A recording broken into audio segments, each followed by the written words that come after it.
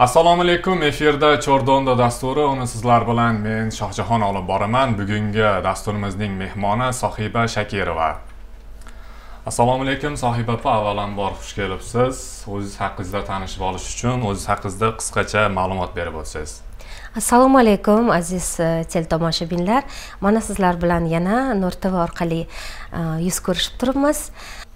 Birinchi jurnalistika fakultetini tamomlab aspiranturaga o'qishga kirganman. O'zbek tili adabiyoti va jurnalistika bo'lgani uchun shu fakultetda ko'p yillar ishladim. 2004-yil Toshkent davlat Mirzo Ulug'bek akademiyasiga o'qishga ketdim aspiranturaga, chunki bizda sovet yo'q edi jurnalistika himoyasiga. 2 yil bu yerda o'qiganimizdan keyin Toshkentga yuborishdi. U yerda 4 yil kunduzgi bo'limda o'qidim. Qaytib kelgandan keyin yana bu yerda darslarimni davom etar ekanman. Malaka oshirishga shu bir shart tuzildi. Marmara universitetiga, Istanbulda Marmara universitetiga borib 9 oylik malaka oshirishni mobaynida ular bilan shunchalik yaxshi bir ijodiy aloqada bo'ldikki, ular bizga ish taklif qildi. Va sharqshunoslik va jurnalistika bo'yicha Marmara universitetida 3 yil davomida o'zimni ijodiy ish faoliyatimni davom ettirdim. 2011-yil Respublika partiyasidan, Bobonovning partiyasidan 6-o'rinda saylovga otlandim va yaxshi ovozlarni olib saylov mandatiga ega bo'ldik. Vaholanki bizga bitta ajoyib so'z aytdi-da, o'rtoq Umirbek Bobanov, ko'chadan deputat bo'lib kela olmaysan. Buning uchun o'zing ustida ishlashing kerak edi. Mehnat qilishing kerak edi. Vaholanki bizni xalqimiz ishonib bizga ovoz bergan shu paytda. Ayniqsa yosh olima qizimiz deb menga ovoz berishgan edi. Shu paytda yuragimga juda qattiq gap tegdi. Nahotki men o'zimni ovoz bergan saylovchilarimni ishonchini qozona olmasam. Nahotki men ularni bugun aldovchisiga aylanib qolsam. Va shu davrda Prezident akademiyasi degan davlat boshqaruv akademiyasi o'qish taklif qilayotgan edi. Davlat boshqaruvini boshidan o'rganaman. Davlat boshqaruvini siyosatini ichida bo'laman men degan bir maqsadni oldimga qo'yib, yana o'qishga kirdim. Mana hozir PhD magistrantini oldik. Undan keyin o'qish o'zi bilan o'qishga talpingan insonni o'zini tarafiga olaveradi-da. Shuni mobaynida mana hozirgi kunda Prezident akademiyasini, Davlat boshqaruv akademiyasini doktorantiman. Bu men uchun juda katta sharaf.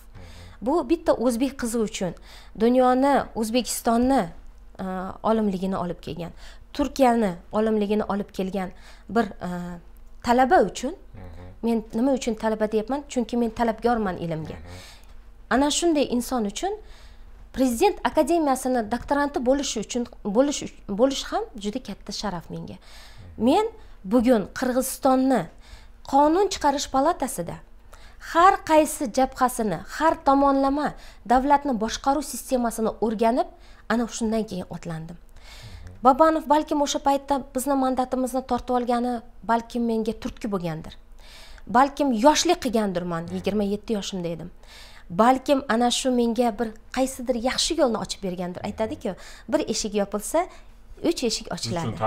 Men uchun tajriba bo'ldi va bugungi kunda Davlat boshqaruv akademiyasini, sistemani, mamlakat boshqaruvini, ya'niki hozirgi kundagi og'ir bir sharoitdan chiqish yo'llarini har tomonlama o'zlashtirdik, har tomonlama o'rgandik. Mana bugun biz qo'rqmasdan aytamizki, bizni yozayotgan qonunlarimiz, nizomlarimiz tasdiqlanyapti. Tasdiqlanyapti qaysi tarafdan? Bizni ustoz deb ushlagan Oliy kengashdagi, Jo'g'org'i kengashdagi ustozlarimiz biz yozgan qonunlarni o'tkazib bera oldi. Biz ana shular bilan xalqqa yordamimizni tekkanini ko'rdik.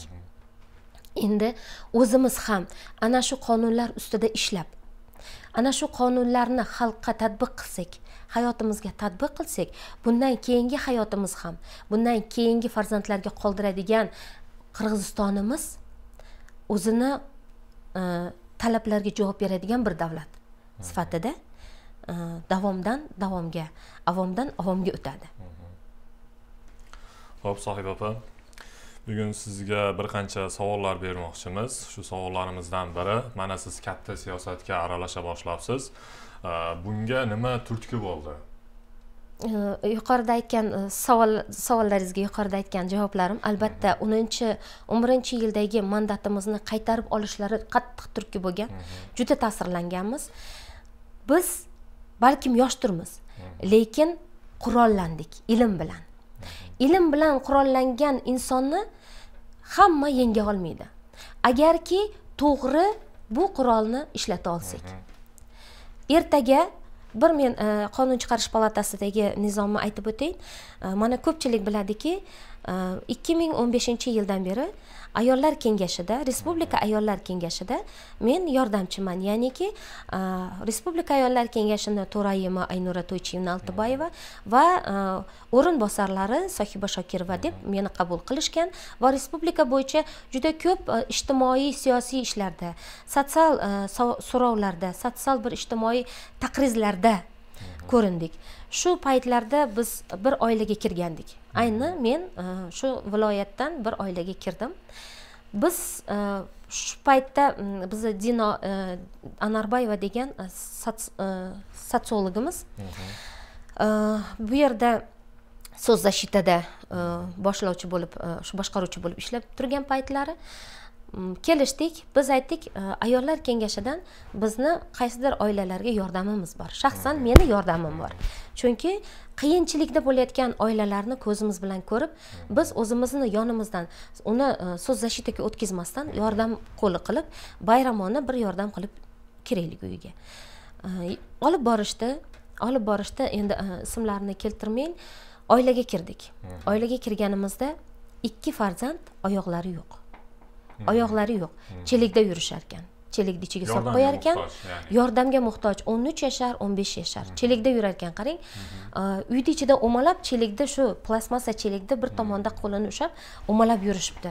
Endi invalid tug'ilgan bolalar. Shunaqa invalid tug'ilgan bolalar ona.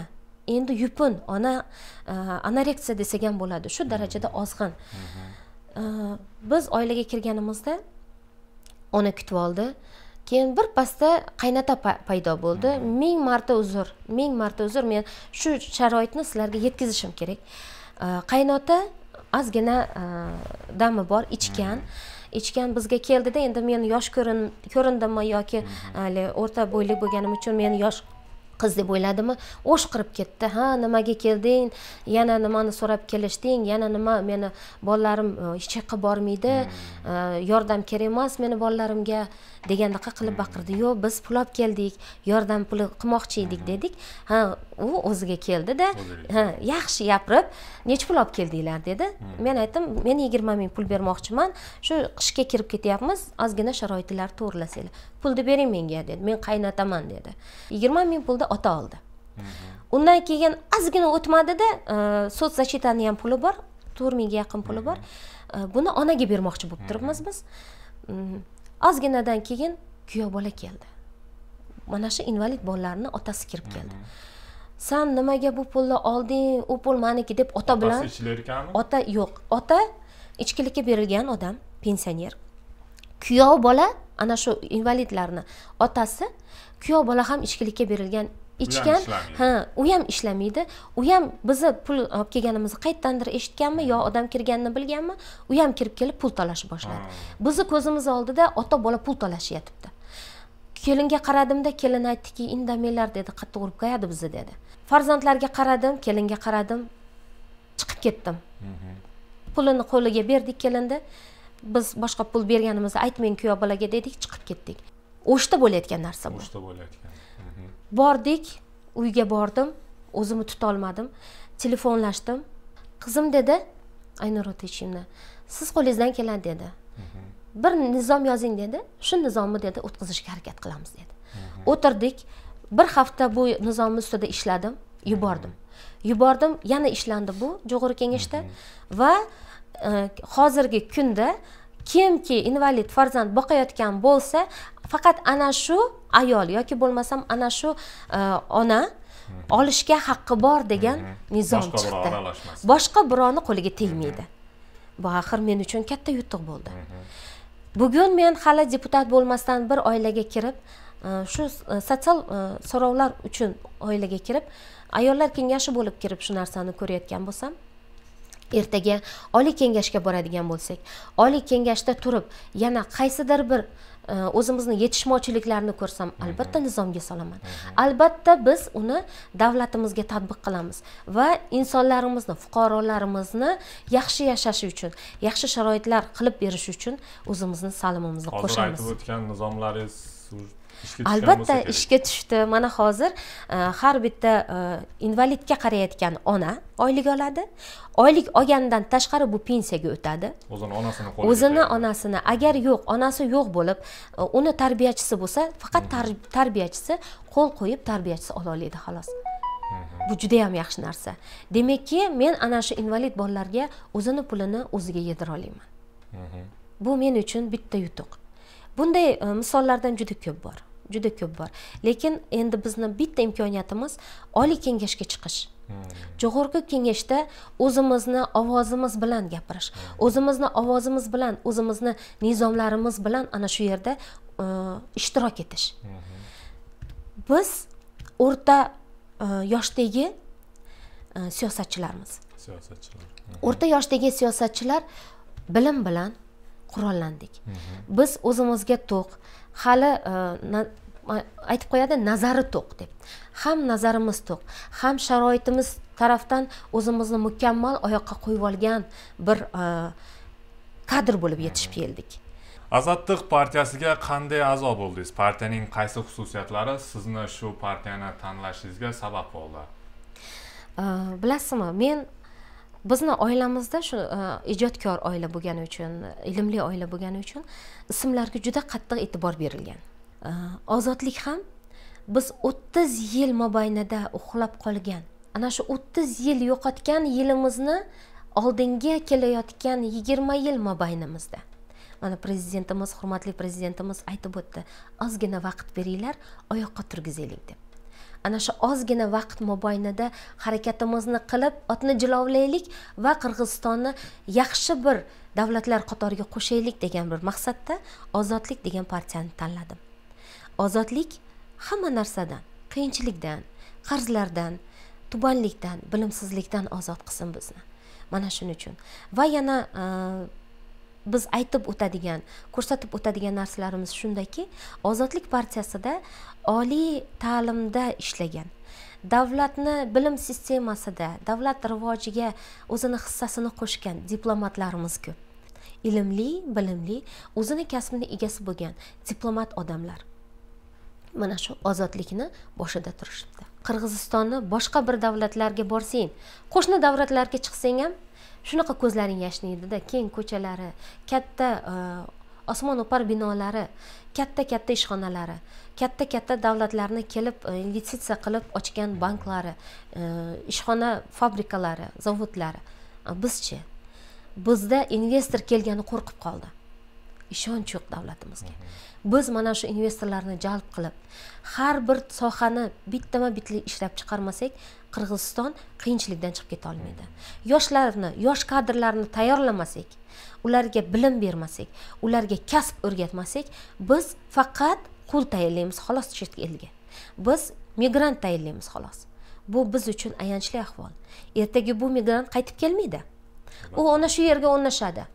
Hatto millatini ham o'zgartiradi, chunki u yerda boshqa bir millat bilan uylanadi, boshqa millatga tegadi. Ana shu bilan birga biz O'sh Qirg'iziston degan bir juda ham aziz vatanimizni biz kundan kunga ozdirib, o'zini salohiyatini yo'qotib boramiz. Sohiba opa, mana bugun ajoyib va'dalar berayotgan nomzodlarga ishonish mumkinmi? Deputatlarning asosiy vazifasi nimada? Bilasizmi, biz va'da berishga jicha shoshilyapmiz. Chunki biz qurayotgan Shvetsariyani, bugun va'dalarni eshityapmiz-da. Biz quramiz deyotgan Malayziyani, biz quramiz deyotgan Yevropani tomiridan yeb qo'yganmiz. Tomiridan yeb butilgan. Shunday gapiray, kalamushlar yeb qo'ygan bu tomiri. Chirib boryapti. Biz hozir faqat qo'limizdagi bori narsa bilan ya'ni Qumto'rni harakati bilan, qo'limizdagi yosh avlodlarni tarbiyasi bilan hali bizni ustozlarimiz bor. Hali ta'lim tubanlikka tushib ketgani yo'q. Ana shu narsalarni oyoqqa qo'ysak, biz yaxshi bir aytishliklarni yetishtirib chiqarsak, yaxshi yosh avlodni iqtisodiy tomondan, finans tomondan yaxshi bir ta'limlarni bera olgan chog'imizda ana shunda Qirg'izistonni ko'tara olamiz. Biz katta avlod, o'rta avlod, kichik avlod bir bo'lib ishlashimiz kerak. Katta avlod o'rta avlod bilan hamkorlikda kichik avlodni tarbiya qila olishimiz kerak. Biz bugun bu ishni qilmayapmiz. Biz bugun o'zimizni o'qimiz atrofida aylanyapmiz xolos. Biz yosh avlodni migratsiyaga chiqarib yuborib qutuldik. O'sha yerdan pul kelib tursa bo'ldi degan bir bahonalarda yashayapmiz xolos. Biz bu narsaga cheklov qo'yib, yoshlarni tarbiyasini, davlatni boshqaruv sistemasini yana yakka hokimlikka olib o'tishimiz kerak. Ayni mana yaqin kunlarda o'zgaruvlar bo'ldi. Mana hurmatli prezidentimiz Sadirbek Japarov o'zini biz alohida uchrashganimizda harakat qilyapmiz, lekin bu ishda bizga xalq yordam berishi kerak. Millat yordam berishi kerak. Ana shunda katta ishlarni qila olamiz. Mana Qumto'rni qaytarib oldik. Qumto'rni asta-sekin yo'lga solamiz. Biz finansoviy budjetni takomilga olib kela olamiz. Faqat bu yerda bizga millat, xalq, qirg'izistonliklar yordam berish kerak degan bir narsani aytdi. Prezident o'zi yakka hech narsa qila olmaydi. Unga bilimli parlamentni egalari yordam berish kerak. Ya'niki bilimli odamlar chiqish kerak parlamentga. Biznesni qo'rg'ab o'tirganlarni ko'p yildan beri ko'ryapmiz. 30 yildan beri o'zini biznesini qo'rg'ash uchun ana shu yerga chiqib, Jo'g'org'i kengashni kreslosini egallab o'tirganlarni ko'ryapmiz. Shaxsiy qiziqchiligi uchun, shaxsiy boylik orttirish uchun. Biz davlatni ham oyoqqa qo'yish uchun borishimiz kerak. Biz har tomonlama ana shu sistemani ishlab chiqarish uchun ketyapmiz u yerga. Ayni shu damda bitta iltimosim, yaxshi o'ylanaylik. Biz kimni saylovda, kimni qo'llab bersak, ana shu ertaga bizni qonun palatamizda, budjetlarni bo'lish palatasida, sistemani oyoqqa qo'yish palatasida o'tiradi. U bilimga egami? Yoki qaysidir sohada yaxshi mutaxassis, biznes sohasida yaxshi mutaxassis u, lekin Qirg'izistonga foydasi tegadimi? Degan bir savollarni oldimizga qo'yishimiz kerak. Biz bugungi qilayotgan qadamimiz ertangi 5 yillikka, 10 yillikka, 20 yillikka ta'sirini ko'rsatmasdan qolmaydi. 30 yil mana shunday qiyinchilikda yashadik. Bilim bilan qurollangan yoshlar yuzimiz qora bo'lishini xohlamaymiz. Biz ana shunga yarasha ishlaymiz. Ana shu sizlar berayotgan ishonchni oqlash uchun ketyapmiz. Bizni qo'llab bersalaringiz, ana shu ishonchni oqlaymiz va farzandlarga yaxshi, oq, toza, qarzsi yo'q davlatni topshirib ketamiz. Endi navbatdagi savolimiz eshitishimiz bo'yicha siz bir necha tillarni bilar ekansiz. Ya'ni nechta til bilasiz?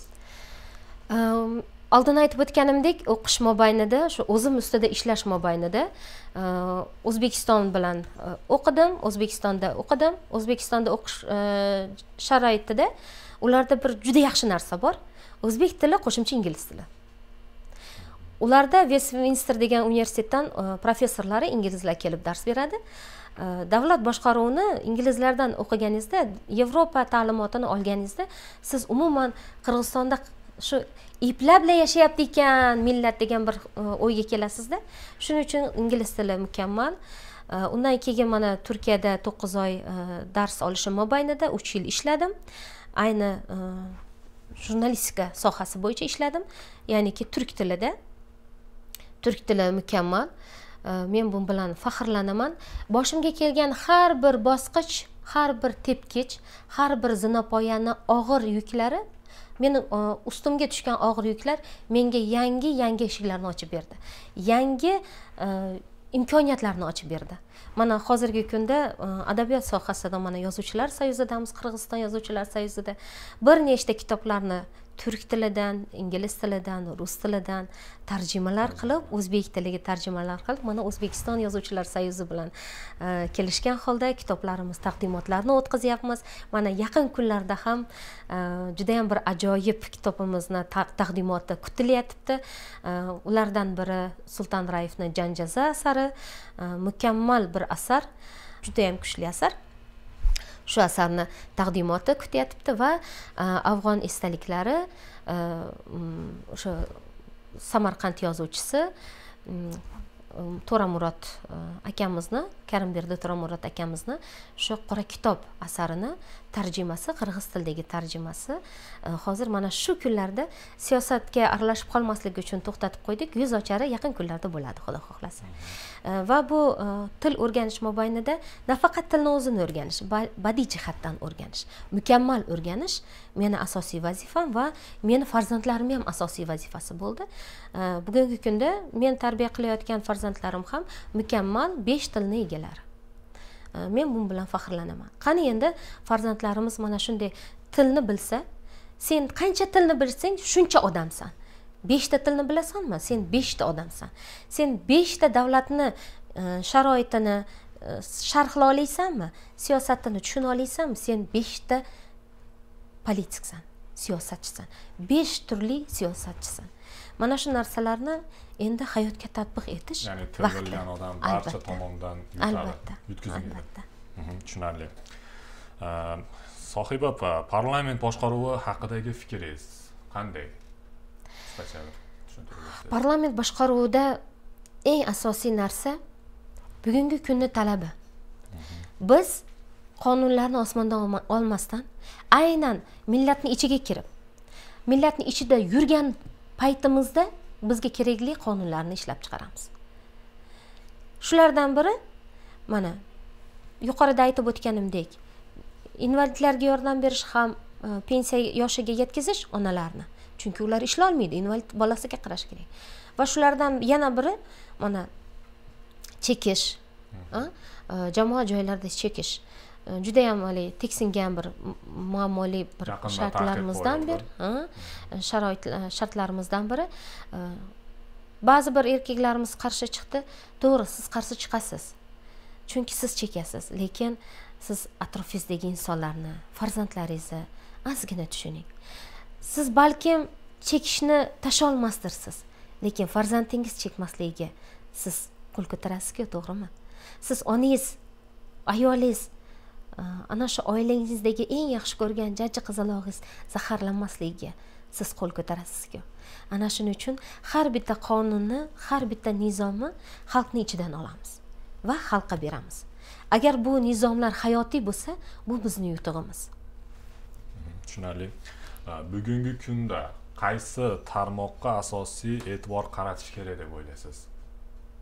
Bugungi kunda Qirg'izistonda hamma tarmoqlari eng tuban ahvolda. Eng birinchi kadr masalasiga o'zimizni qaratishimiz kerak. Kadr masalasi hamma maktabda, men hozir aytmayman, o'zbek maktablarida demayman. Hamma maktabda kadr yetishmovchiligi bu eng katta muammo.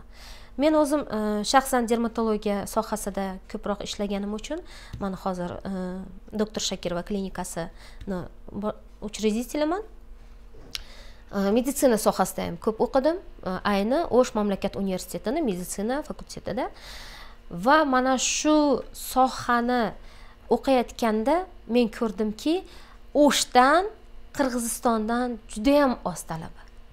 O'zbekistondan 2 mingdan oshiqcha talaba keladi. Xo'p, ular keladi, yurtiga qaytib ketadi. Hindistondan, Pokistondan 5 mingdan 15 minggacha talaba kelyapti. Meditsina sohasiga.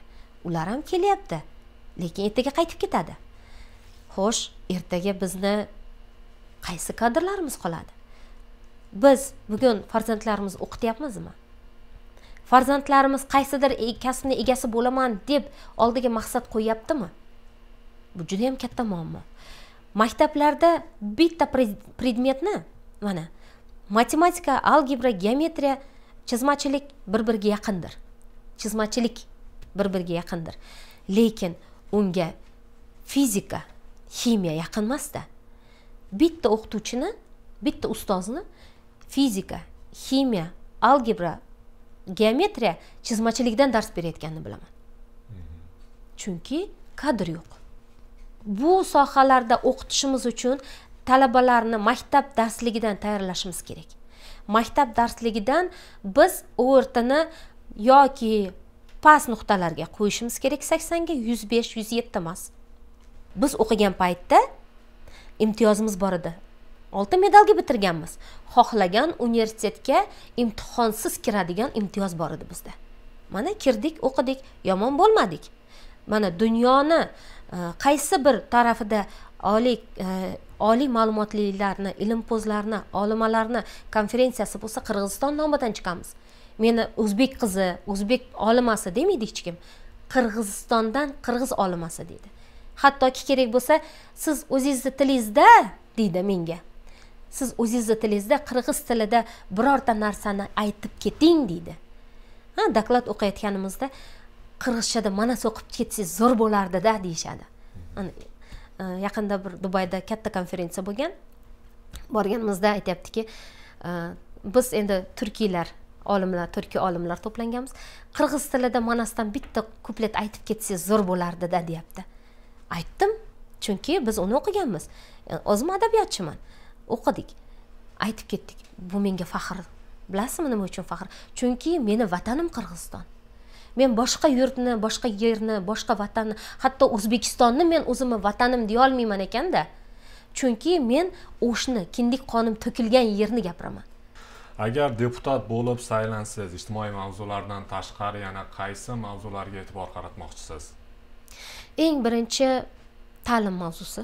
Bu meni aytganidek, ba'zi birlar aytadi, sizni fishkangiz nimada deydi-ku. Meni fishkam ta'lim.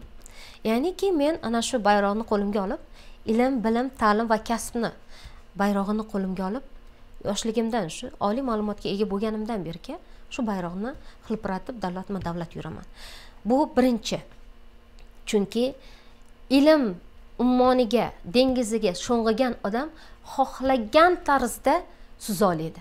Xohlagan tarzda o'zini ko'rsata oladi. Shu bilan birga davlatini ham ko'rsata oladi. Bu juda yaxshi narsa. Ilm, ta'lim va kasb. Bugun o'quvchi aytishi mumkin, men maktabda yaxshi o'qimadim-da. Meni qo'limdan kelmaydi-da yaxshi o'qish. Kasbni egallang. Ana shu zo'r, o'zingizga yoqqan, bir umr mazza qilib yashaydigan, mazza qilib ishlatadigan kasbni egallang. Oddiy bir zargarlik. Uzr, zargarlik oddiy emas. Juda nozik san'at. Zargarlik. Shuni zo'r egallang. Sizning nomingiz qayerlargacha bormaydi. Yoki bo'lmasam oddiy kosiblik, charm bilan ishlash. Shunday insonlarni bilamiz o'shimizda. Charm bilan ishlab, Buxorodan kelib charm kavshlarini, charm etiklarini tiktirib, zakazga tiktirib olib ketadigan odamlarni bilamiz. Shunday kasb egalari bor. Bular otalarimiz, kattalar. Bular o'tgandan keyin avlodlar qaysi avlod bu ishlarni davom ettiradi? Kasb, hunar, bilim bu bizni fishkamiz. Bu birinchi.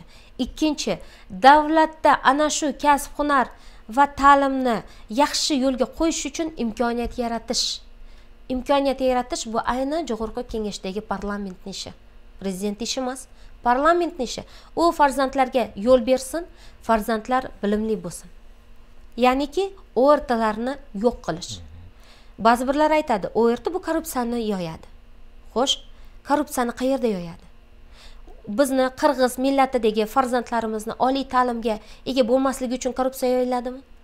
Yoki bo'lmasam universitetga kirmasligi uchun, kasbning egasi bo'lmasligi uchun, bilimning egasi bo'lmasligi uchun, finansni a'lo darajada, ijtimoiy iqtisodni a'lo darajada o'rganmasligi uchun bizga o'rta qo'yilyaptimi? Bu kechirib qo'yasiz-ku, 5-6 chaqiriqdagi parlamentni qonuni o'rta. Buni olib tashlash kerak. Olib tashlab eski test bilan, suhbatlar bilan, собеседование bilan. OERT natija bermadimi? OERT natija beradi. Qachon? Agar bola borib ana shu OERTni testini pul to'lab, qaysidir o'quv markazlariga pul to'lab, pul to'lab o'qigandagina natija beradi. Agarki bola maktab programmasini 11 yil o'qisa, 11 yilda nima qildi u bola? U ertaga tayinlanish uchun o'qidimi? Yo'q, u bola to'pladi bilimmi? Agar maktabdan biz ana shu bolani o'zini imtiyoziga yarasha направление yozib bersak, ходатайстволар bersak, qaysidir universitetlarga deylik, mana bu bola sportga o'zini iqtidori bor. Yozib bersin maktab direktori, maktab o'qituvchilari. Sportga iqtidori bor, u sportsmen bola. Mana bu kursda, mana bu maktabni kursida, sport maktabida shuncha yildan beri o'qidi desin. U ana shu imtiyozli ходатайствоni olib borsin. Ana shu ma'lumotnoma bilan o'qishga kirsin. Nimaga mumkin emas? Biz zo'r sportsmen chiqara olamiz ana shunda. Oliy ma'lumotli dunyo arenasiga chiqadigan sportsmenlar chiqara olamiz. Deylik, mana bu qizimizni chevarchilikka salohiyati kuchli. U oilasida yoki bo'lmasam chevarga borib rosa yaxshi o'rgandi. Yozib ber ходатайство. Sen direktorsan, sen maktabni tarbiyaviy zavchisan. Yozib ber, ana shuni olib u texnologiyaga, dizayner kursiga borsin, universitetga, oliy ta'limga borsin. U o'rta topshirib bormasin. U собеседованиядан o'tsin, testdan o'tsin. Har bitta universitet o'zini testini bersin, ana shu bolaga kerak bo'ladigan testni bersin. Borsin, o'qisin. Ana shunda biz zo'r kadr chiqara olamiz. Chunki bolani qiziqishiga qarab turib, 11 yil maktabda bekardan so'ntirib olib yurmaylik bolani. 11 yilda qaysidir bir natijaga ega bo'lsin-da bola. Shunda biz yutkazmaymiz. Shunda biz kadrimizni ushlab qola olamiz. Shunda biz qullarni chiqarmaymiz migratsiyaga. Tushunarli. Mana hozirgi kunda sizlar ko'plab saylovchilar bilan uchrashyapsizlar. Shu saylovchilar sizlarni qanday kutib olyapti? Saylovchilarni meni ota-onam o'tib ketgan. Ota-onamlarni dadam rahmatli 20 yil bo'ldi. Shu ilmga kirgan paytimda 22-23 yosh, juda yoshda. Shu paytda o'tganligi uchun otam rahmatli aytgan, senga shunday ustozlarni berib ketyapmanki, otalik qilishadi. Senga yorug' yo'lni ko'rsatib berishadi. Men ulgurmadim degan. Ana shu ustozlarim bilan birgalikda harakat qilyapmiz saylovga chiqishga va ana shu saylovda uchrashuvlarda ustozlarimiz bilan, omma bilan, oqsoqollar bilan ko'rishganimizda, Azam imoratni qizi bu qiz. Otasi arxitektor bo'lgan. Biz mana bu yaxshi ko'chalarimiz solib bergan otasi. Bizga otalik qilgan deb qo'llashib duo qilishadi. Aytadi-ku, otadan farzandga, farzanddan farzandga yaxshi nom va yaxshi hunar va bilim o'tar ekan. Bu yaxshi narsa. Insonlar otamizni, onamizni tanigan insonlar qabul qilib, chiroyli duolarini berib, men har doim aytamanki, onamdan aytardim, ona duo bering, yo'lga chiqib ketyapman. Ona duo bering, o'qishga ketyapman. O'qishing tugamadi, qachon meva berar ekan bu daraxt derdi. Men aytardim, Xudo xohlasa, bu mevani biz o'zimiz yeyishimiz shart emas, farzandlarimiz yesin deb hazalashardim. Mana hozir onalar, otalar duo berishyapti. Ularni orasiga kirganimda mana o'sha sadosi orqali juda ko'p yildan beri, mana 8 yil bo'ladi. 8 yildan beri ularni orasiga tez kirib bordik. Teatrlarni olib kelib uchrashuvlar qildik. Gazetalarimiz orqali uchrashuvlar qildik. Ana shuning uchun xalq yaxshi tanib qolgan, yaxshi qabul qiladi. Yana o'zbek xalqini bitta yaxshi narsasi bor, ziyoli, ilmli farzandlarini boshlariga ko'taradi. Men mingdan ming roziman o'zbek xalqimdan. Mingdan ming roziman qirg'izistonlik xalqimdan. Qaysidir millatni vakili bo'lmasin, siz olimasizmi, ilmlisizmi, sizni juda ham hurmat qiladi. Siz bu hurmatni olarkan, siz ana shunga yarasha javob berishga harakat qilasiz. Ana shu ilmingizni yana ham farzandlarga o'tkazishga harakat qilasiz. Ana shunday bir yaxshi tomonlarini, yaxshi jihatlarini ko'paytirishga harakat qilasiz. Men hozirgi saylovchilarim ham duolari bilan, ishonchlari bilan, ovozlari bilan qo'llab berishyapti. Biz bundan ming rozi bo'lyapmiz. Biz o'zbek xalqini ichidagi farzandlar bo'lib, bilimli farzandlar bo'lib ketayotganligimiz uchun o'zbek xalqimiz qo'llab bersin. Bizga imkoniyat bersin. Ana shu yerga chiqqanimizda biz ana shularni yuzdan o'tolmasdan ishlaylik. Biz ana shularga bergan va'dalarimizni ustidan chiqish uchun ishlaylik deb ketyapmiz. Xudo xohlasa, kimki qaysidir yaxshi niyat bilan ketayotgan bo'lsa, Alloh uni ishini to'g'rilaydi. Alloh unga o'sha qo'llaydi. Va insonlar, ota-onalar, katta otalar, sizlarning duolaringiz bilan albatta biz o'zimizni bilimimizni, salohiyatimizni mana shu davlatni rivojiga, Qirg'izistonni rivojiga, o'shni rivojiga o'zimizni salimimizni qo'shamiz degan katta umidlar bilan ketyapmiz. Qo'llab bering. Duoda bo'ling. Sohiba opa, mana bizga ajratilgan vaqt o'z nihoyasiga yetib bormoqda. Siz o'zingizni tilaklaringizni saylovchilarga aytib o'tsangiz. Aziz saylovchilar, biz agitatsiya bilan yurganimizda Ibragim akamiz Junusov bir ajoyib so'z aytdi. Onalar, sizlar har narsaga ko'ndiruvchisizlar insonlari, otalari, uy egalarini. Sizlar xuddi kim piyolasizlar. Dadalarimiz, otalarimiz choynak. Ularni jo'mragini qaysi tomonga bursangiz, shu tomonga ketadi degan bir chiroyli so'z aytdi. Darhaqiqat, onalar ko'p narsa sizni qo'lingizda. Sizni farzandlaringizni mukammal, yaxshi bir chiroyli qarilikni gashtini surdirish ham sizni qo'lingizda. Chunki farzandlarimizni ta'limoti va kelajagi, ularni yaxshi inson bo'lishi onalarga bog'liq. Shuning uchun siz bizga ovoz bering. Siz bizga ovoz berishni farzandlarga, otalarimizga uqtiring va shu bilan birga biz sizlarga farzand bo'lib xizmat qilib beraylik. Shuncha gap bo'ldi. Men bir go'zal bir satrlar bilan tugatmoqchiman. Inson shunday bir maxluqotki, u har doim o'zidan oldingi narsani unutib boradi. Biz unutmaymiz. Biz bugungi har bitta qadamimizni, har bir qo'llovingizni unutmaymiz. Chunki biz mana shunga tayyorlanib, mana shunga tarbiyalanib keldik. Biz ota-onalarimizni umidini, orzularini ushaltirgani oliy ta'limga keldik. Ilmga keldik va ular aytgandek, papka ko'targan olima emas, xalqqa foydasi tekkan olima bo'lishga harakat qildik. Va mana shuni yana millatimizga, xalqimizga yetkazmoq payida turibmiz. Garchi shuncha mag'rur tursa ham, piyolaga egilar choynak. Shunday ekan, mag'rurlik nechun? Manmanlik ham nimaga kerak? Mag'rur bo'lmang, kamtarin bo'l. Bosma hech qachon sen g'ururning ostonasidan.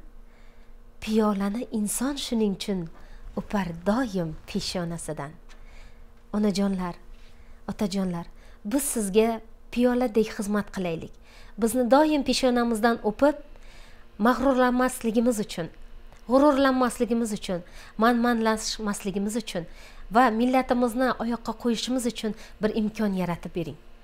Bugun biz sizga xizmat qilaylik, chunki bizni navbatimiz xizmatdamiz. Salomat bo'ling, omon bo'ling. Har doim sizlar bilan Sohibaxon qizingiz Shakirova. Ajoyib suhbat uchun sizga minnatdorchilik bildiramiz va kelajakdagi saylovlarda albatta g'alaba qozonishinglarga tilakdosh bo'lib qolamiz. Rahmat. Albatta kelganingiz uchun sizga rahmat. Rahmat. Hurmatli teletomoshabinlar, efirda Chordonda dasturi bo'ldi. Yana bir karra eslatib o'tamiz. Biz bilan Jig'urg'i kengash deputatligiga otlangan Sohiba Shakirova bo'ldi.